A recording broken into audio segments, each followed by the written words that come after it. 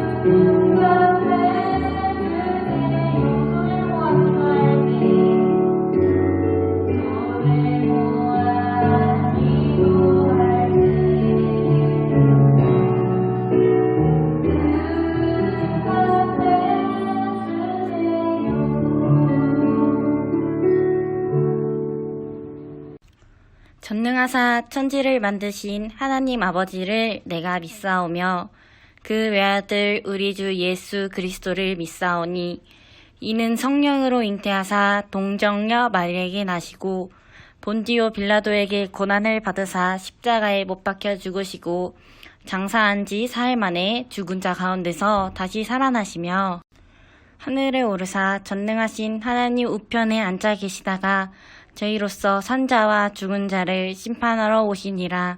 성령을 믿사오며 거룩한 공예와 성도가 서로 교통하는 것과 죄를 사하여 주시는 것과 몸이 다시 사는 것과 영원히 사는 것을 믿사옵나이다. 아멘. 안녕하세요 친구들. 새로 아동부 전도사님으로 오게 된 양우석 전도사님이에요. 온라인으로 예배드리는 친구들 너무너무 반갑고 어서 빨리 얼굴을 보고 싶네요. 우리 이제 어서 빨리 만났으면 좋겠어요. 우리 오늘 말씀 제목은 바디메오의 믿음이에요. 말씀은 마가복음 10장 48절입니다. 여러분들 오늘 말씀은 이 바디메오라는 사람의 이야기예요. 바디메오가 어떤 사람이냐면 우리 잠깐 눈을 함께 5초간 감아볼까요? 하나, 둘, 셋, 넷, 다섯. 네, 떠봅시다. 어떤 것이 보이나요? 아무것도 안 보이고 답답하죠? 근데 잠깐 이렇게 눈앞이 안 보여도 이게 답답한데 오늘 우리가 만나볼 성경인물 바디메오는 잠깐 못 보는 것이 아닌 계속 앞을 보지 못하는 그런 시각장애인이었어요. 우리가 앞이 안 보이면 걷지도 못하고 뛰지도 못하고 혼자 화장실도 가지 못하니 얼마나 힘들겠어요. 바디메오는 평생 이런 캄캄한 어둠 속에서 살고 있었는데 오늘 그 바디메오에게 어떤 일이 일어났냐고 하면은 이제 살펴볼 거예요. 그것을 우리가 다 같이 말씀 속으로 들어가 볼까요? 네, 말씀 다 같이 읽어보고 말씀을 살펴보겠습니다. 시작. 그들이 여리고에 이르렀더니 예수께서 제자들과 허다한 무리와 함께 여리고에서 나가실 때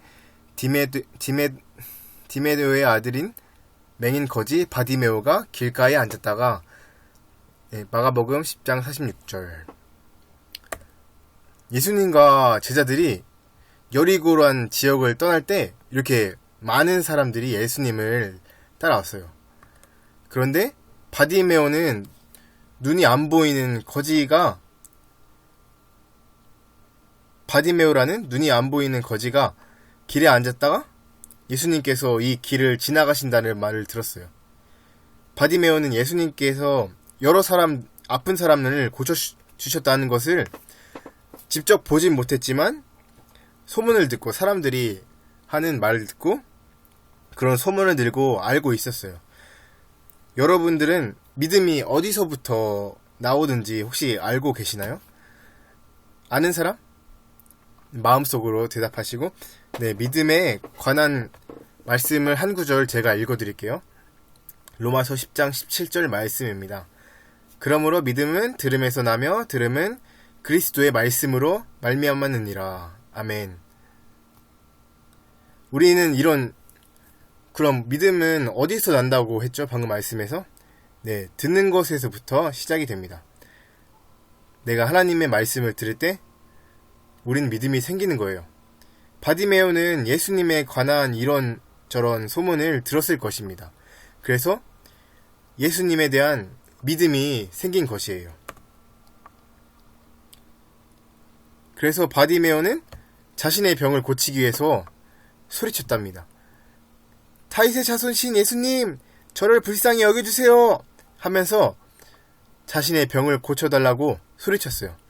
그러자 그 주변에 있던 사람들이 너무 시끄러우니까 바디메오에게 좀 조용히 좀 하세요 하면서 꾸짖으면서 말렸어요. 그런데 바디메오는 오히려 더 큰 소리로 다윗의 자손 예수님, 저를 불쌍히 여겨주세요 했답니다. 여러분들은 이렇게 할 수 있겠어요? 저는 옆에서 조금만 조용히 하라고 윽박지르고 화내면 되게 쭈글쭈글해져서 못할 것 같아요. 그렇지만 바디메오에겐 예수님을 향한 확실한 믿음이 있었기에 그는 포기하지 않은 거예요. 드디어 예수님께서 이렇게 크게 불렀을 때 걸음을 멈추시고 바디메오를 불러오라고 사람들에게 시켰답니다. 그래서 사람들이 바디메오에게 와서 말했어요. 예수님께서 당신을 부르시니 이제 안심해도 됩니다. 예수님께로 가십시오.